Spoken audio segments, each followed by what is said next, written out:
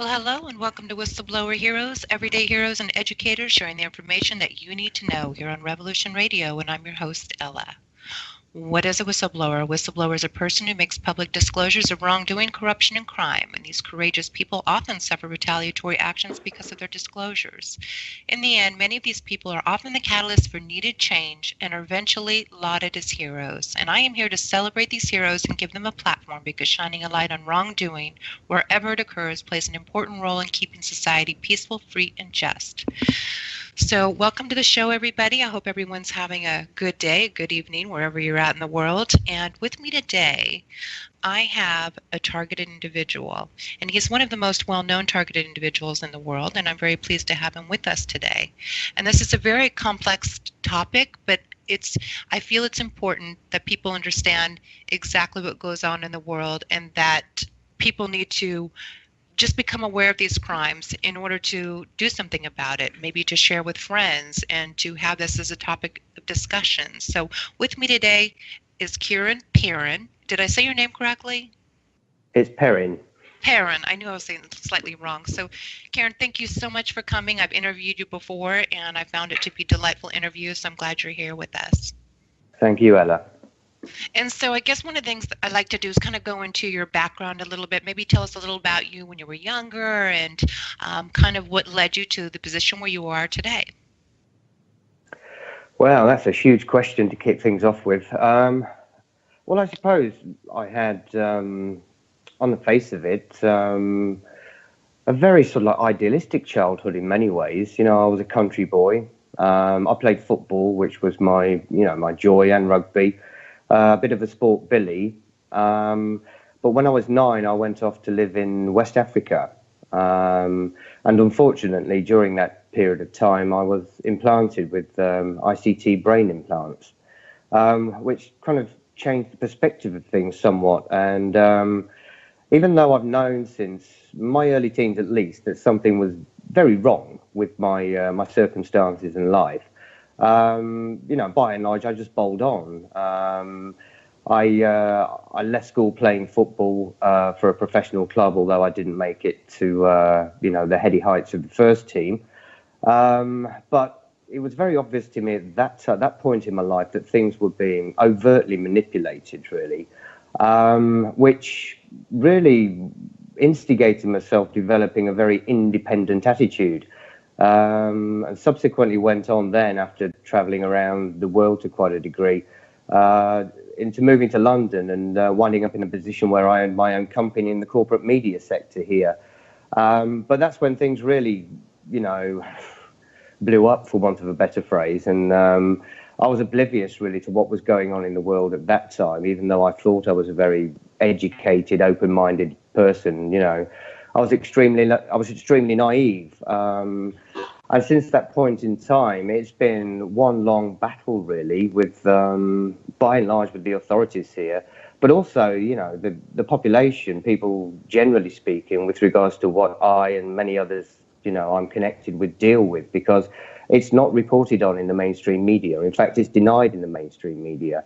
Yet it's very much a reality, and something we can prove, I will add. I now have all the evidence necessary, which I've elaborated on in interviews we've done previously, haven't I, Ella? Yes, you have. I guess, we have an hour, so I'm going to try and make it succinct here. When did you realize there was a term for what you were experiencing? How did you find the word targeted individual? When did that begin? What year was that? It would have been around about... I can more or less pinpoint it, actually. It would have been towards the end of 2002, beginning of 2003. And I was something of an angry man at this time, because I didn't understand what I'd just been through, because I'd been locked up on fabricated evidence for months, which completely trashed my life. I lost my company, or in all but name, that is. And I was a very confused person, particularly because, I won a tribunal which cleared me completely. It was accepted, all the evidence was fabricated, yet I couldn't get a phone call received. I couldn't get a letter responded to, no recompense whatsoever. And again, as a consequence of this, I'd spoken to people in the media because that was where I'd worked historically, people who worked in analyst houses who had access to a lot of information which isn't sort of like mainstream, and, the police and the like. But I suppose in answer to your question, to be specific, it was the chap I met in the pub. They used to call me good theatre in there during this period of my life, because I'd go in and I'd never drunk locally before. I'd always been a pub man, but I used to work up in the city, and I didn't know anybody locally at all. So I was a fresh face, and I was talking about all sorts of things that nobody had any comprehension of whatsoever. Likewise with myself, but I was just quoting or stating what I'd experienced. And there was a chap I'd gotten to know who, after one evening in the pub, he turned up and he said, "Look, I've pulled these off of the internet. There's some research papers here. I think you better read them because they're word for word what you're talking about, essentially." And most of these papers at the time came off the only website that I could find at that time, which really covered our topic. And it was an American website called mindkontrolforum.com. And he won some sort of major award and then just disappeared off the internet. But nonetheless, I sat up all night reading these testimonies, and they were of other TIs, but a lot of people that didn't know what they were dealing with as well. And, I'll point out that some of these testimonies were written by American government officials who were in places like hotel rooms in cities like Paris and other places around the world, wrapped in tinfoil, banging out letters and posts online asking people for help, unable to understand what was happening to them. But this website was educating people on it. Anybody that is familiar with this, has researched it. The face of the person on the front of that website was a chap called Robert Naisland. And I've gone on to know Robert in life. He's still very much alive.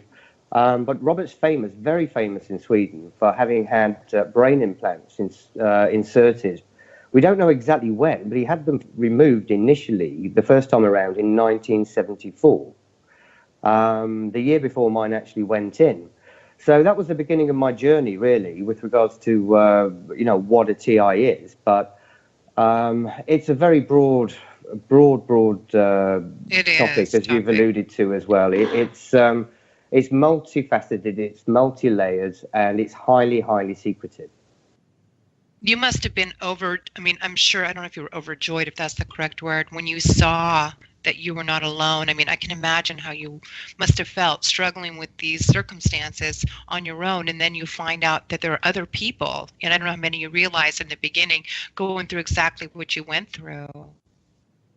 Well, I still had some difficulty in believing it, Ella, like people generally do now. I mean, we are, for want of a better phrase, all programmed that way, not to accept, things that are beyond the norm, not to accept anything that the mainstream media isn't talking about. And I'd even had a doctor at that, prior to that time, tell me that I'd had technology implanted in me, which must have been inserted during a surgical procedure under general anaesthetic. And I honestly wouldn't believe the doctor myself. I said, "Look, you're winding me up. What on earth is going on with me and the medical establishment?" But he insisted, and he gave me an amount of information and booked me an appointment to go back and see him a second time. And when I attended the second appointment, I got a completely different consultant that was denying the first meeting had ever taken place, which wasn't standard because I attended. It was King's College Hospital in London. I attended because I was having atrocious problems with what I thought was my wisdom teeth. And it was about the fifth time my own dentist had sent me, saying I was an emergency. And the first doctor that examined me knew immediately that there was something wrong. I could tell by his expression. And he went away and he came back. He said, "I'd like you to meet another doctor. Would you come with me?" And I said, "Yeah, then of course I will." And he took me to a completely different part of the hospital, sat me in a private examination room, and this little Asian doctor came in. And as soon as he looked in my mouth, he started hyperventilating and trying to explain things to me without, like I'm trying to do to people here without saying too much too quickly, because it's an awful lot for somebody to come to terms with. But, nonetheless, he laid it on the line, and I left just completely gobsmacked. Of course I did. But again, I still I didn't believe it at the time. I thought they were winding me up for some reason. I thought I'd become a political dissident because of my business activities and the fact that I've been locked up on all this fabricated evidence, and I could prove it. I even had solicitors telling me at the time, an individual cannot expose what you're talking about exposing. It cannot happen. And I'm saying, sorry, it has to happen. Otherwise, they're going to have to kill me, basically. That's the choice they've got. But I had no idea, obviously, what I was dealing with overall. I thought it was unique to me at the time. And even when I first encountered things on the internet, I didn't get involved, Ella. I encountered a few TIs, and they seemed to be, losing their minds insofar as I was concerned. And I had, one difficulty in, dealing with them, and secondly, believing them. So it was some years, really, before I actually made the decision to get involved actively. And that was also because matters got worse and worse for me from that point onwards, because I've got implants attached to the backs of my upper jaw. And these implants are situated where my wisdom teeth were supposed to be able to grow into. And obviously my wisdom teeth couldn't. And it was crippling me. And the doctor did explain that he couldn't believe that I was still alive, because this technology was designed to terminate my life. In fact, my wisdom teeth were designed to terminate my life in conjunction with this technology at that point in time. And I spent 4 years literally in absolute agony, with nobody believing me, because doctors wouldn't confirm what they told me initially. Until, I didn't just encounter him. He was a dentist I'd been going to see for, I can't remember how long it was, a considerable amount of time, because his actual words were, "I've never seen a man in so much pain for so much time, particularly one that's being refused any help whatsoever. I will perform an operation on you now, which should not be done outside of a hospital operating theatre, if you guarantee me if there's further complications, there'll be no comeback on me." So I agreed, and from that point on, I began to get some semblance of a life back, because once the teeth were removed, I hadn't worked for 4 years, but I was back at work within 24 hours. And I began to sort of rebuild my life. And at that time as well, I was rather hoping that I had been told a few porcupines, and that the problem all along had been my wisdom teeth. But unfortunately, no. I was to go on and find out that I got massive relief from the teeth being removed, but the technology is very much still there as well. And it's not just attached to my backs of my upper jaws. As you know, I have brain implants with probes inserted into the sutures of my brain. Mm-hmm. So this is very complex stuff. It is. To go back just a little bit, when you discovered what was going on, did the people close to you, did they support you? Did you tell people around you, your close friends and family? Yes, but, non-TIs won't really be able to fully appreciate this, but any TI would, any genuine TI. I was surrounded by perpetrators. Yeah, by just so people know, a targeted individual, the abbreviation's TI, so that's the term we use in the community. We say TI, short for targeted individuals. It is, yeah, and it's really control mechanisms. They're technological in nature these days, but they also use teams of people to infiltrate a person's life in order to take control of that person. Mm-hmm. It happened with my business, and I had it explained to me that it had happened deliberately. That somebody I believed to be, I would probably say just about my best friend at the time, his flatmate, phoned me up and told me that he's not a genuine friend, that he'd been planted on me to research me because I was deemed as being amongst the top 5% of creative people in the country, and somebody that may go on to gain some meaningful political influence in life. So therefore I was being researched, and people like me can be utilized. I was a board-level corporate salesperson and very politically orientated, and that's attractive, to some political organisations. I was a spokesman say, or you can be utilized in other ways, which again is part of this program, which I won't go into at the moment, Ella, because people need to they need to learn the basics before we can give them the complexities, I suppose. Yeah. Agreed. Yeah, it's quite remarkable. So as far as like do you also get electronic assaults?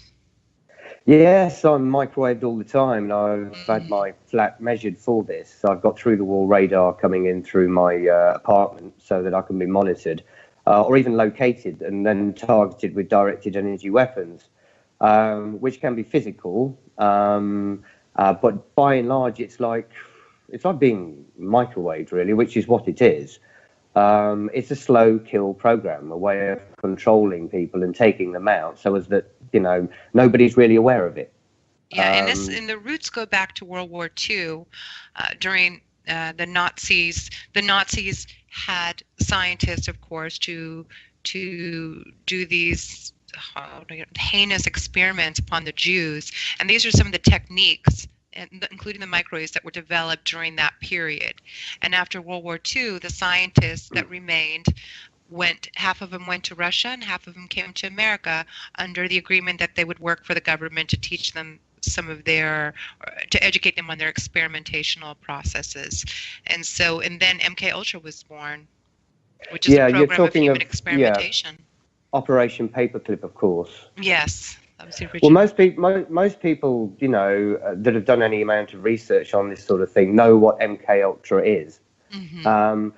But it's what we're discussing now. I would describe, and as do other people, as remote MK Ultra. It's mind control.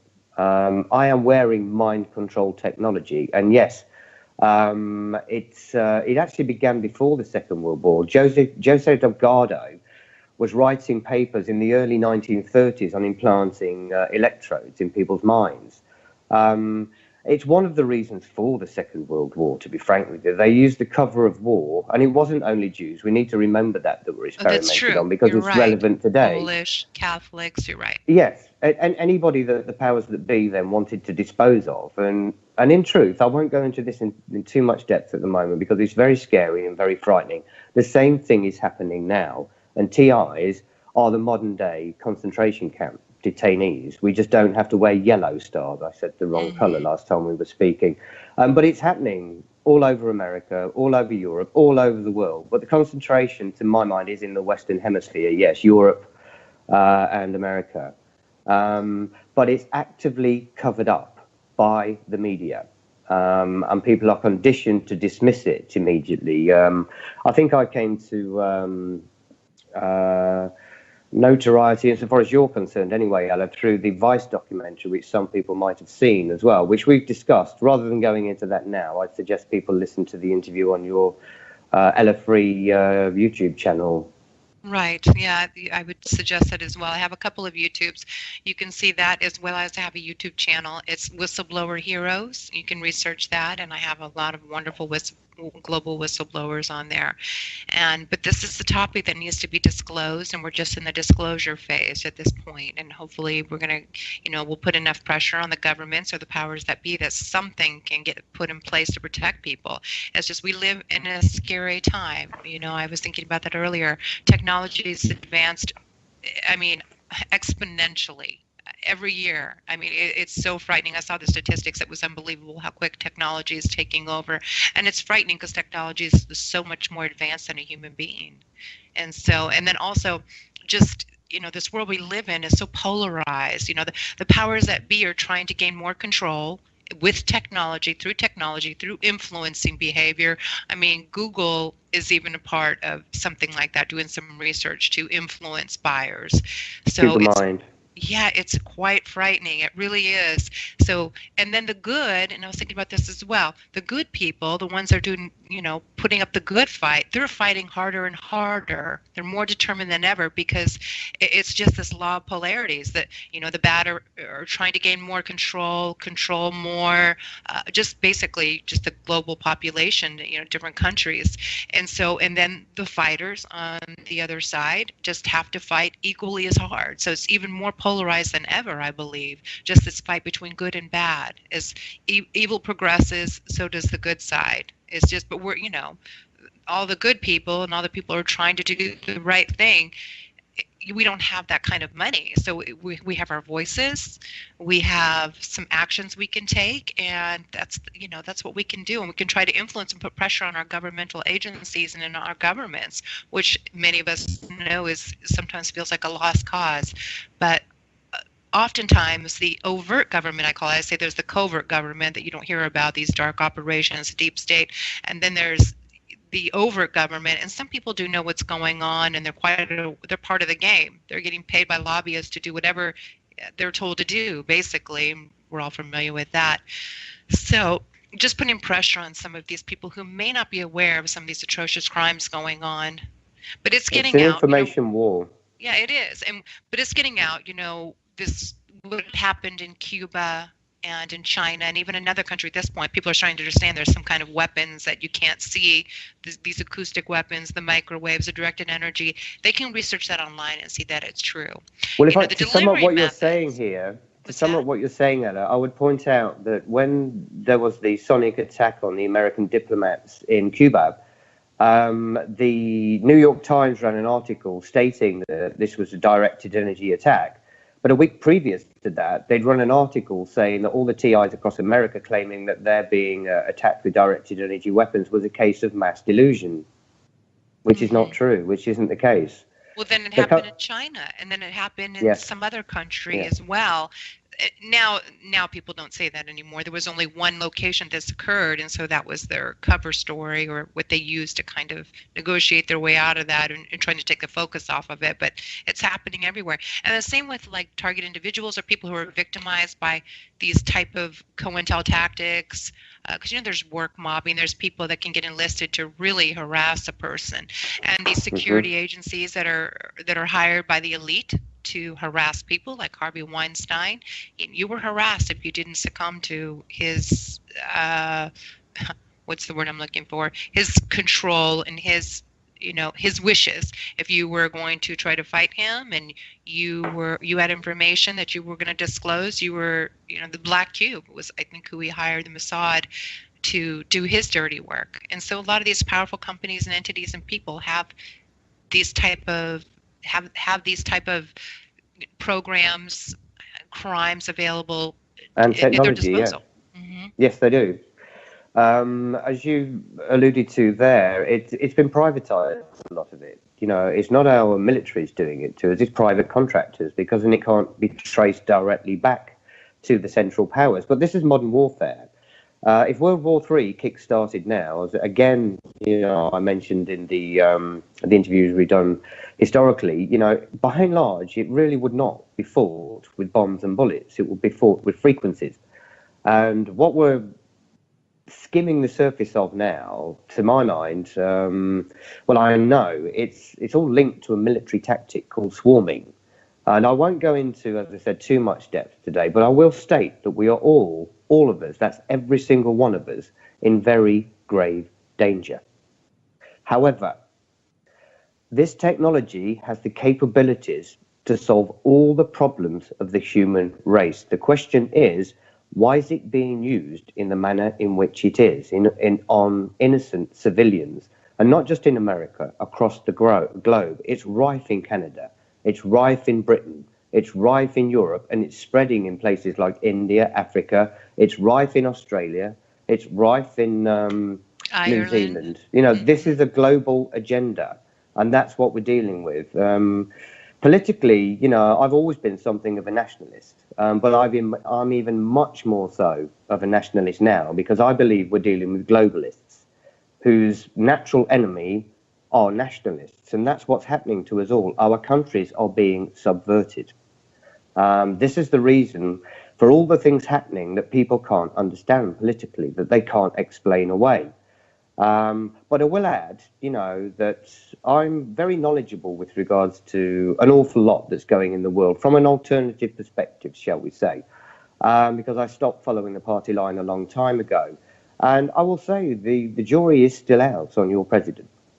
He's not the kind of character that I would have wished or expected to become, the most powerful person on the planet. However, reading between the lines, I honestly do believe well, we certainly got the better of a bad lot in those that ran for presidency, the presidency last time around.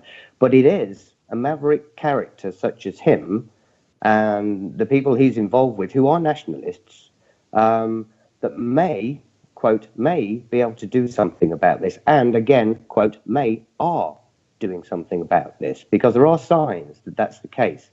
However, personally, I think what we get through the mainstream news largely is a pantomime, and that, behind closed doors and privately, the elite are colluding all around the world, and they're deceiving us all. Because the capabilities of the technologies were, again, I'll use that word alluding to here, are just incomprehensible to most. It's beyond space age. Any human mind, whether you're implanted or not now, remotely this is, can be hacked inside 5 minutes, and that person can be taken control of.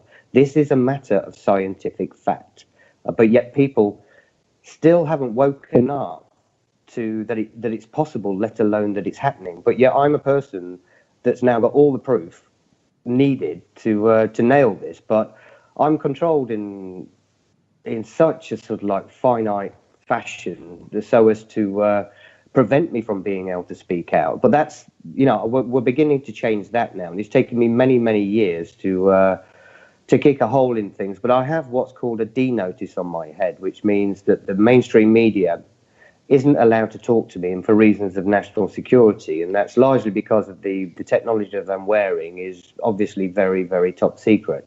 It's military technology. I know what it is. I know its origins, and its origins do lie in what we were discussing earlier, Project Paperclip. That's when it was developed. But bear in mind, I'm now a 52-year-old man, and I've been wearing this since I was 9 years old. We've got, through a project we've been working on, we've encountered several people in this country who likewise have MRI scans clearly showing brain implants in their head. None of them are aware of exactly when they went in, and none of them gave their permission. It's all been done surreptitiously, and it's all being actively covered up by the medical establishment across the board. And again, this is something we can prove. Mm-hmm. Yeah, I know you have a lot of evidence, and I've seen a lot of evidence. I've seen pictures of implants that have been removed. It is, and I remember being a little girl and seeing something on the screen, like these people had these signs, "Stop Mind Control," and they had their tinfoil hats on, and I thought, well, that is bizarre. Little did I know that the roots of what is going on now was even then in the 70s. So it's really quite frightful, and I remember thinking, gosh, these people, are they sane? But as a young child, I didn't think that they were necessarily crazy. I just thought, it's really bizarre. But likewise, I thought that was really strange. And it sounds crazy, until you don't know until you're actually in it, that this may even be true. And it's the kind of information that you may not even want to know about. I mean, gosh, 10 years ago, for me, I had a stalker, like an obsessive stalker type, and I remember I didn't want to focus on anything that was negative. I had this guy harassing me, and it was very difficult for me to cope with that and have a family and everything else. But as far as anything else went, watching the news, I wouldn't watch it if it was too gruesome or too scary. I wanted this little innocent bubble. And I'm afraid many women and many people in the world prefer that. They don't want to look at the ugly. They're just going to focus on what they think is the good. But they can't even keep that good if they're not going to focus on what needs to be addressed. So that's, if they want to maintain this world, we have to address the things that we don't want to pay attention to. Yeah, that we prefer a need-to-know basis now. It's a need-to-know basis. I completely concur with what you've said, that a lot of people just like to live in their bubble and exist peaceably. Because, our minds are our last bastion, but they're being invaded, and not just, it's not just the odd occurrence of this. This is happening en masse. We're talking tens of thousands of people, at least, have reported these crimes, have reported that they're a victim of these crimes. Mm-hmm. Those people coming forward are thereafter being suppressed by the authorities too, as I was. But I was lucky enough to get some evidence and be able to persuade enough people along the way to spring me, essentially. I've now also managed to get 3 other people out of hospitals too, because I could prove and back up their cases. And it is the truth, Ella. The authorities here are frightened of not just myself, other people I'm involved with as well, because we can nail this, we can prove this. They just won't entertain us. Every time we've gotten into a formal situation, we've won through. But the mainstream media will not pick up on it. But I have to emphasize as well, as I've explained to you before, that I've been interviewed by the national press here, and they were thereafter censored. The key point, and this was 2011 as well, so believe me, the mainstream media is full of people who know about this and really, really, truly want to do something about it. But to emphasize the point I'm trying to make here is that when the newspaper was censored, because they had all the medical evidence confirmed as legitimate, my testimony stacked up, and they said, look, you're telling the truth, and the state is covering this up, but we've been censored. They said, and they were really angry. This was including the owner of the newspaper. This has never happened in the history of our newspaper. This is unprecedented, because when we get censored, which of course happens, we always get the name of the authority which is censoring us. We cannot even get that information. So we do not know who and what we're dealing with, read this. We haven't got a clue. This is way, way above even the levels of the mainstream media. They're as bamboozled and as gobsmacked as we are, and I've met editors and all sorts of people now that have been up in arms and that want to do something about this, even serving politicians, you know. We're talking a few years back now. I doubt very much there's any that don't know at least a good amount of what's going on. But, you know, some years back I met with a serving member of our parliament, and he honestly didn't have a clue. I met with him twice. But when I presented him with the proof, he still refused to do anything. He clammed up, and then 3 months later got a knighthood. You know, that's the way things are. But this is coming from the very, very, very top. And it does involve everybody. And I was asked to be a little bit more conservative today than I normally am, and rightly so. This is an awful lot for people to take on board quickly. I'd recommend that people do some research, essentially, some sensible research as well, because there's a lot of people putting rubbish out there. But most of the good stuff is coming out of places... Well, it's actually broadening now. I mean, I've just received an invite to a series of lectures, and I looked down the list of speakers, and they're all doctors and physicians and neurobiologists and the like, but they're not actually complaining about the TI issue, but they are against Wi-Fi in schools and hospitals and electrosensitivity. This is now becoming very, very topical and is being picked up by the media, but it's totally related to what we're discussing here, which is just more extreme, really. It's a war on the population, and we're just the first round of people. Well, I say that, but it's been going on for so long, Ella. You know, I don't think that's the case, to be honest. Mm-hmm. I think it's been going on since the 50s and 60s, 70s, 80s. But as the technology has progressed, so has the ability of those behind this to do it to more and more people. And the goal is to control us all overall. This is what chemtrailing is all about. In part, it's multifaceted, but they're manipulating the ionosphere so as they can bounce radio waves all around the globe. And so we're all living in this technological matrix. I don't really want to go into nanotech and whatnot at the moment. It's taking things a little bit far. But I'll just say that this matrix that we all live in, that, you know, means that we can all be taken control of in the same way that I can. Bear in mind that if anyone sees my scans online, the implants I've got are huge. You know, they're obvious. You know, as soon as you look at my scans, they smack you in the face. I've even got probes, as I've said, inserted into my brain. But this is ancient technology now. These are antiques. We've now got nanotechnology, which is so small it cannot be seen with the human eye and can be injected intravenously via a needle into a vein, carried around your body in the blood system and lodged into your brain. Thereafter, that can be picked up remotely via supercomputers and satellites and the like, and you can be locked onto and hooked up just the same way as I am. Well, so when I say beyond space age, And I know it's very difficult for people to sort of like get to grips with something which is totally beyond their comprehension, but we have to. This is a need to know basis, that situation that we're in now, because it does involve absolutely every single one of us, particularly the youngsters, particularly children, because and the teenagers, the world they're growing up into, and they're growing up naive, they're growing up blind, really, to the reality of the world that we live in. With the advancements of technologies we've had over recent decades, they don't need the ready workforce that we've always been to them, because they don't need to employ people by and large in so many ways now. They don't need a mass workforce. I mean, they can 3D print a building, but what's this? Yeah, that's remarkable technology. What's this going to do to the construction industry overnight if they start just 3D building everything? Personally, I love architecture, so I hope we don't start doing that. But they've got the capabilities to do this, so they can bring down any industry practically overnight. But we need to maintain, our human systems.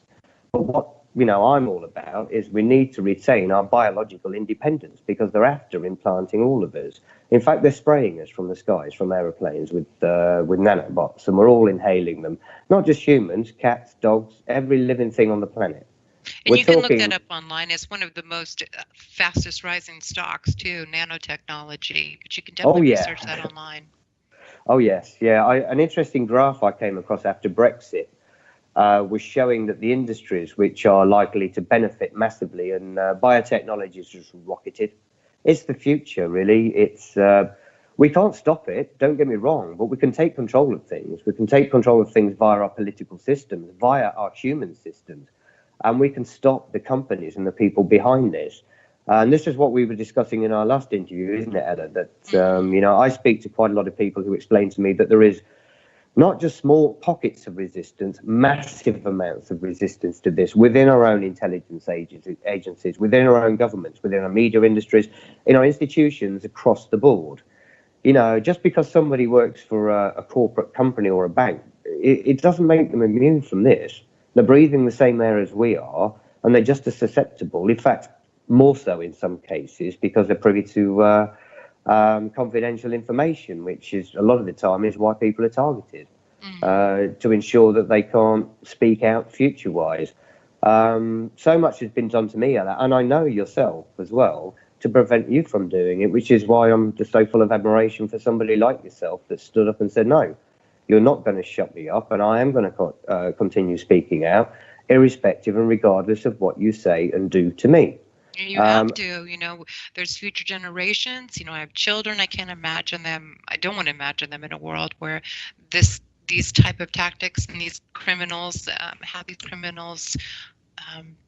exist. I don't want them to grow up in a world like that. It's just too scary. I want them to grow up in a world that I vaguely remember, which was natural and experiencing life and having true relationships, because it's a multi-problem with kids these days. But this Wi-Fi and the 5G does tie into our topic. Oh, heck yes. And the signal intelligence, the way that affects them. And it's just very disruptive to the brain, whether you're a target individual or your kids on Wi-Fi. It's just so unhealthy for the human physiology. Well, it's not just, the stuff we're talking about, the bog standard dumb phones. There's, when they first came out, the cell phones, I saw experiments showing what happened to a child's brain after just 1 minute of using a cell phone.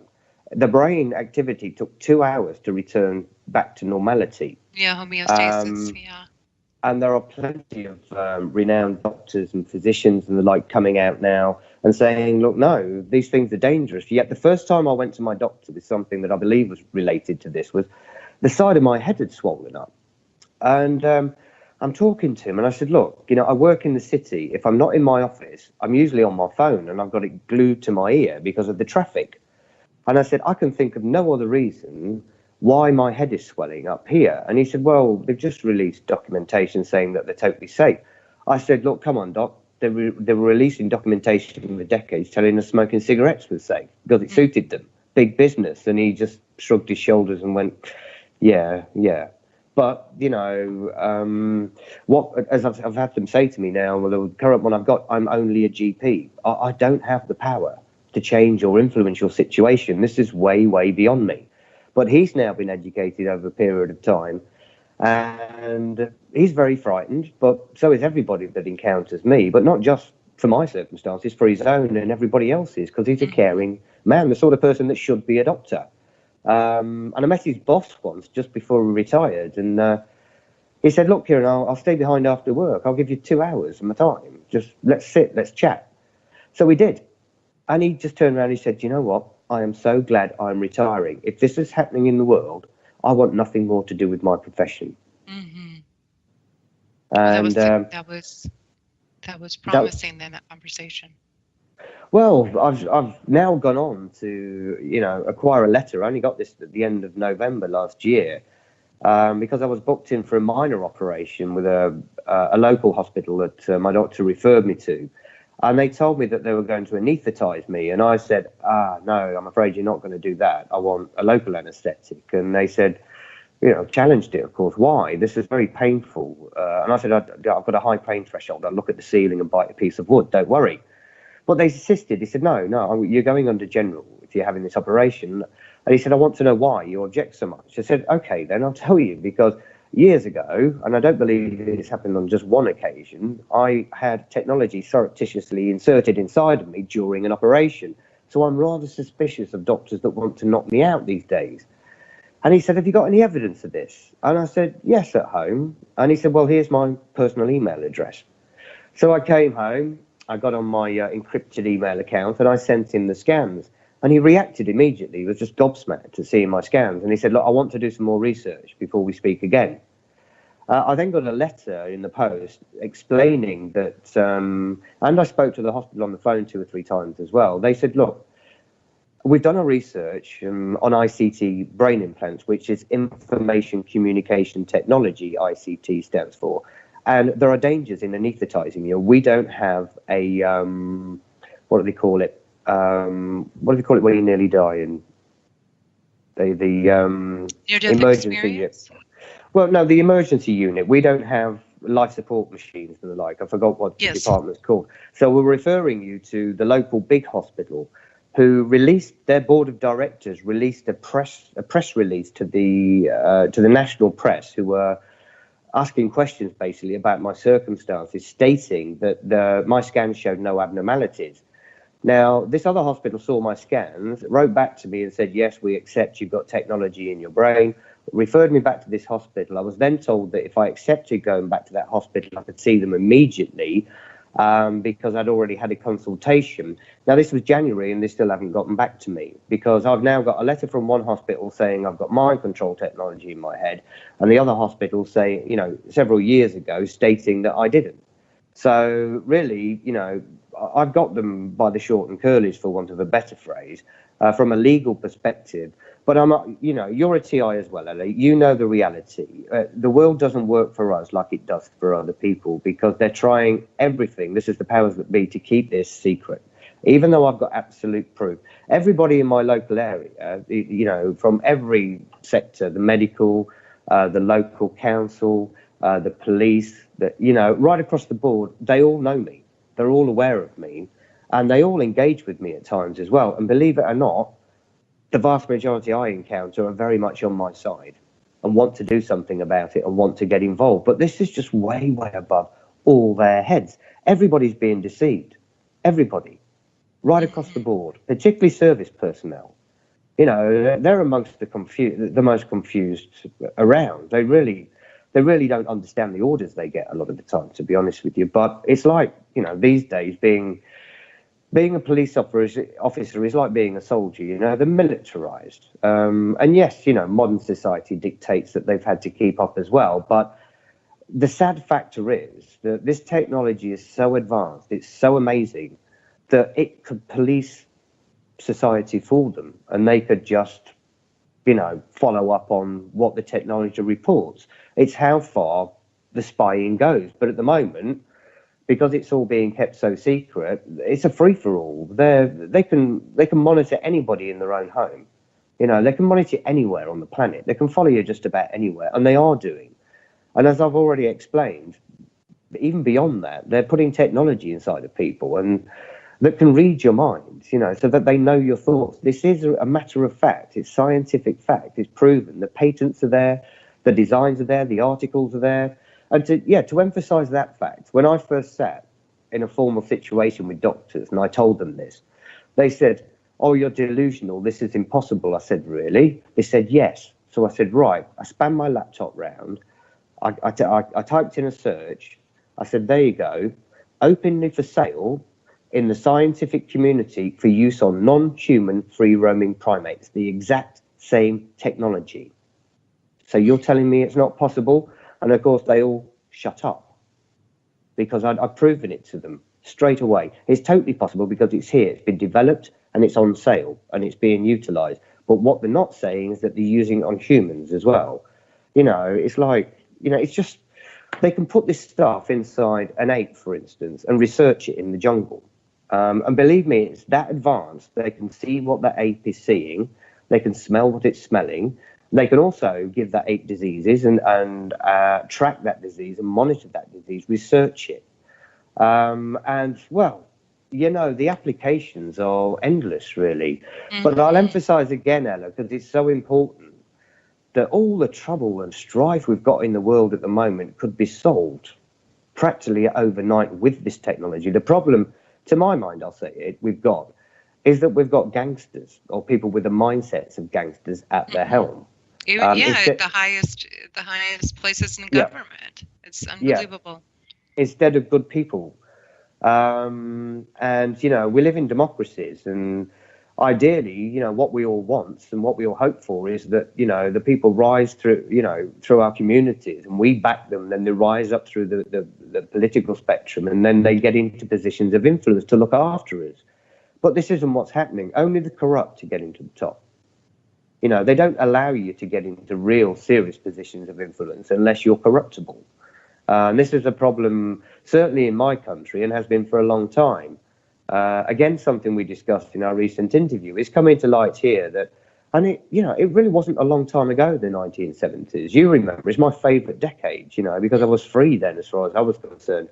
But our Prime Minister, the one that sold us into the European Union or deceived us into the European Union, it's now known was a raging paedophile and a child murderer at the time, involved with the likes of Jimmy Savile, whom most people will have heard of these days. And they haven't just gone away. We're still dealing with their modern-day counterparts, and it's because they can be blackmailed. So they will do anything that they're told. They will sign any paper that they're told, and they will deny anything they're told because of fear of exposure themselves. And this is what's got to change. We should not be running our political systems like gangsters run theirs. You know, it's like, you know, what do gangsters do? You have to go out and earn your bones, don't you? You go out and you commit a crime purposefully, deliberately, so your bosses have got control of you for the rest of your life. Otherwise, they'll just shot you for the crime they got you to commit. And we've got similar systems going off in our so-called democracies. That's why nobody knows about what it is we're talking about at the moment. But if you start to listen to, not just myself, there's lots of us, and lots of people with very credible scientific backgrounds as well. In fact, this is an absolute must. Everybody in America should read a book by an American doctor who worked in the programs developing this technology, and his name is Dr. Robert Duncan.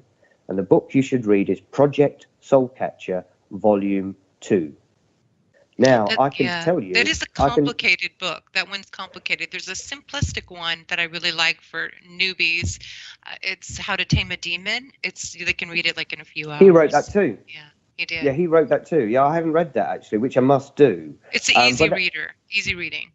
Okay, well, yeah, I'd suggest they take up your recommendation then, because Project Soulcatcher is very complex, but it's true, it's real. I mean, Robert does also have, you know, a lobby against him online trying to discredit him, but I can tell you, I can back up everything that book says because I've experienced it. I'm wearing the technology it talks about. It's mind control technology.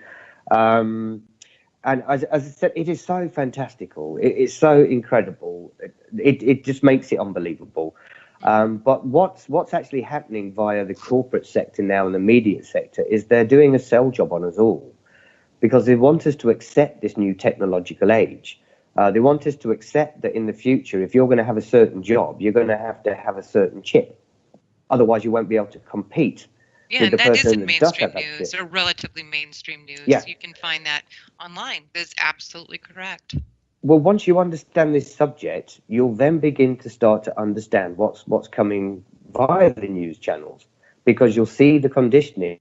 Because, excuse me, you'll have an insight into the future as to where this is all heading. And this really is, I mean, I'd say to people as well, it really is probably the most fascinating subject you could research. But you've got to accept that it's real prior to doing so. Well, I think anyone who researches seriously is going to be convinced anyway. But, you know, if you know it's real and you start researching it, there is nothing more interesting and nothing more fascinating than this. However, we have to stress as targeted individuals that we are the ones that have been used as guinea pigs for year after year after year. They've used our minds and our bodies to develop this technology. And that is absolutely disgusting. And that is a major problem.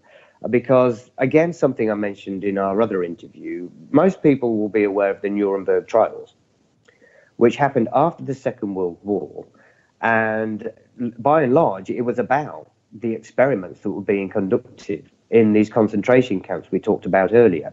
And in the very first declaration that was released beyond that, he said, above all else, consent must be sought. You know, so if they're going to experiment on humans, they must have the permission of that human to experiment on them. But what's actually happening, literally happening, is they're just doing it to the entire globe's population. The key word to research, if people want an overview and to read into the commercial and scientific applications of what's actually happening to the human race as we speak, transhumanism. The transhumanist movement is what people should be researching, because that's the driving force behind this. And it is a multi-billion dollar pound industry now, let alone in the future. It is the future. Yeah, but we need to take control of it.